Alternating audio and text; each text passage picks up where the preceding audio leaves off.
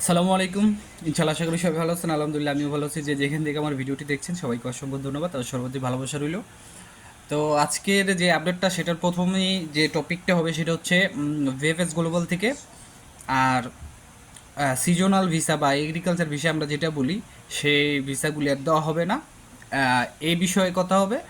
আর দ্বিতীয় যেটা হচ্ছে নেপোলি, শুধুমাত্র নেপোলি শহরের আপনার ওয়ার্ক ভিসাগুলি নাকি দেওয়া বন্ধ আছে। আর অনেকেই ফ্যামিলি ভিসা আপনার প্রায় 10 মাসের মতো হয়ে গেছে, পাচ্ছেন না। তো এই বিষয়ে আজকে কথা থাকবে। এবং গতকালকে ভিএফএস গ্লোবালের আপডেট এবং এখন কি পরিমাণ ভিসার ডেলিভারি হচ্ছে এইসব বিষয়ে আরও অনেক বিষয় কথা থাকবে। তো অবশ্যই ভিডিওটা আপনারা পুরাটা দেখার চেষ্টা করবেন। আর সানাতরিয়ার বিষয়ে কথা থাকবে।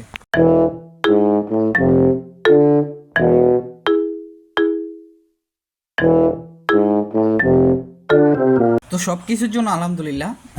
প্রথমেই আমি যেটা বলি যে ফ্যামিলি ভিসার কথাটা, ফ্যামিলি ভিসার যাদের 10 মাস 1 বছর হয়ে গেছে, দেখেন টাইমটা ডাজেন্ট ম্যাটার।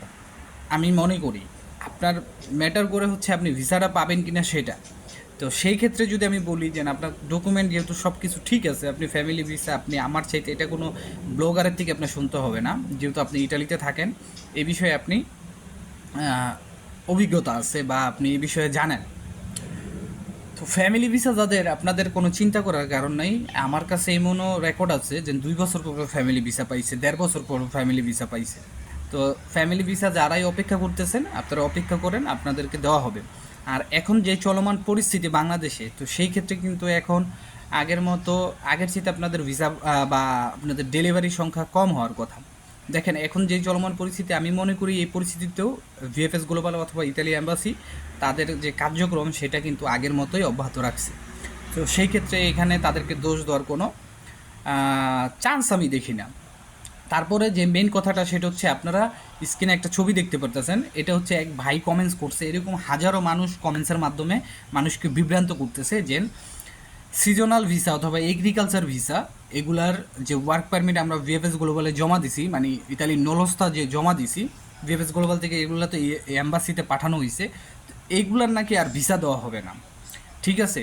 তো যিনি এইসব প্রচারণা করতেছে বা যিনি এগুলা বলতেছে, এইসব বিভ্রান্তকর মন্তব্য কমেন্ট সেকশনে বা ইউটিউবে ফেসবুকে যারাই বলতেছেন, আপনাদের উদ্দেশ্যে একটা কথা বলি যে ভিএফএস গ্লোবালে আপনিও কাজ করেন না, আমিও কাজ করি না।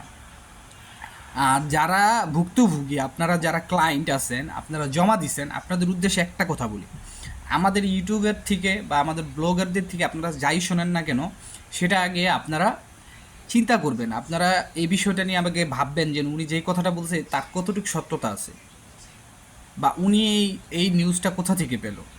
ঠিক আছে, কারণ আমরা কারা কারা আমরা কেউই কিন্তু ভিএফএস গ্লোবালের বা ইতালি এম্বাসিতে জব করি না।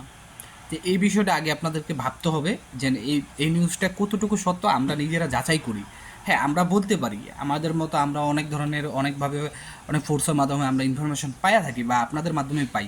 সেই জন্য যেন আপনারা একবারে উলিয়া উলিয়া ভাইবা, ঠিক আছে, বিশ্বাস করে নেবেন এমন কোনো কথা না। ঠিক আছে, আপনারা এই জিনিসটা যদি 100% কেউ গ্যারান্টি দেয়, আপনারা অন্তত 50%, মানে 50-50 চান্স নিয়ে আপনারা এই জিনিসটা ভাবতে পারেন। ঠিক আছে। তো সেই ক্ষেত্রে পরিশেষে কথা একটাই যে যারা এইসব বিভ্রান্তিমূলক আপনার তথ্য প্রচার করতেছে বা এরকম কথা বলতেছে, আপনাদের উদ্দেশ্যেই যারা বিভ্রান্ত হচ্ছেন, আপনাদের উদ্দেশ্যে একটা কথা বলি, যদি ভিএফএস গ্লোবাল থেকে বা অথবা ইতালি অ্যাম্বাসি থেকে এগ্রিকালচার অথবা সিজনাল ভিসা দেওয়া বন্ধ করে দেয়, তাহলে এটা অবশ্যই তারা ওয়েবসাইটে জানিয়ে দেবে যে আমরা আর ওয়ার্ক পারমিট যেটা সিজনাল,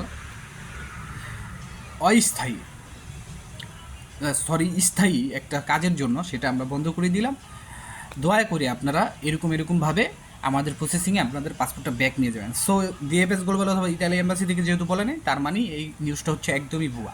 তারপর থার্ড যে নিউজটা সেটা হচ্ছে শুধুমাত্র নাকি নেপোলি শহরের কাগজ দেওয়া বন্ধ আছে বা ওয়ার্ক পারমিট ভিসাগুলি দেওয়া বন্ধ আছে। এইটাও একদম একটা বিভ্রান্তিমূলক মন্তব্য করছে যেই করছে, এরকম কোনো কিছুই না। আমি তো দেখতেছি যে নেপোলির কাগজ আরও বেশি ওড়ে। আমার কথা আপনারা খাস বাংলা আমার কথা একটা বোঝেন ভাই। সেটা আপনার বাবাই উঠাক, সেটা আপনার দুলাভাই উঠাক, বইনে উঠাক, মায় উঠাক, আপনার 14 গোষ্ঠীর ভিতর কেউ উঠাক বা আদার্স মানুষ উঠাক ইটালি থেকে আপনার নুরস্তা, এটা এবং সেটা যেই শহর হোক, টেকনাফ থেকে তেঁতুলিয়া, যেই শহরই হোক, আমার কথা একটাই, নলস্তা ঠিক থাকলে, মালিক ঠিক থাকলে, আপনার কাগজপত্র সব কিছু অরিজিনাল থাকলে, আপনার কোনো নামের ভুল না থাকলে, ভিসা পেতে আপনি 100% আশা রাখতে পারেন। তারপরে বাকিটা হচ্ছে আপনার রিজিক, বুঝছেন? ওই রিজিক যদি না থাকে, আপনি সব কিছু ঠিকঠাকের পরেও পাবেন না। এর উপরে এর চাইতে সত্যতা আর কিছু নাই। এত সুন্দরভাবে আপনাদেরকে আর বোঝায় বলতে পারবো না।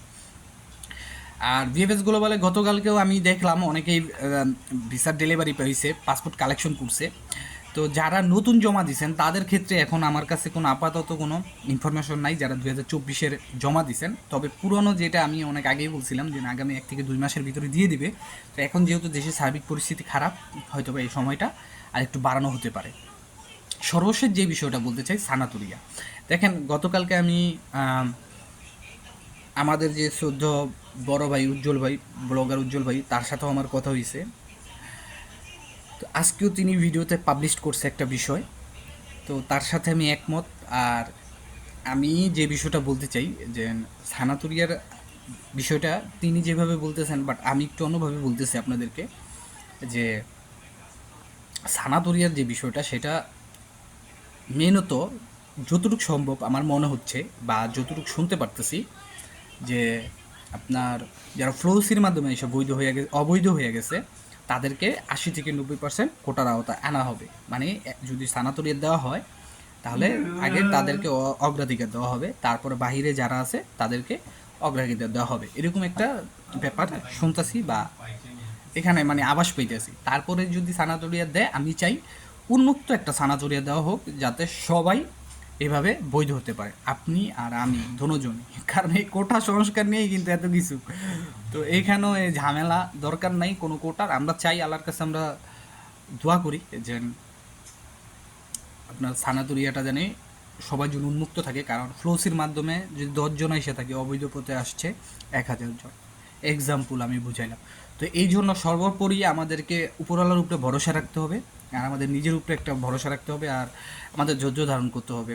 তো আজকের মতো এখানে। আর হ্যাঁ, আপনারা যদি কোনো ইনফরমেশনের জন্য আমার সাথে যোগাযোগ করেন হোয়াটসঅ্যাপের মাধ্যমে, তো অবশ্যই আমি বলবো আপনারা কেউ কল দিবেন না, আমাকে মেসেজ করে রাখবেন দয়া করে। সেটা ভয়েস মেসেজের চাইতে যদি লিখিত একটা মেসেজ করেন, তো সেটা আমার জন্য ভালো হয়। আমি আমার অবসর টাইমে অবশ্যই আপনাদেরকে আমি আমার আপনাদের যে প্রশ্নের উত্তর আমার জানা থাকলে আমি অবশ্যই দিয়ে দেবো। তো আজকের মতো এখানেই। যদি ভিডিওটি ভালো লাগে, যেহেতু ইনফরমেশনমূলক ভিডিও ছিল আজকে, তো অবশ্যই শেয়ার করবেন। সবার জন্য দোয়া রইল, সবাই আমার জন্য দোয়া করবেন। আসসালামু আলাইকুম, আল্লাহ হাফেজ।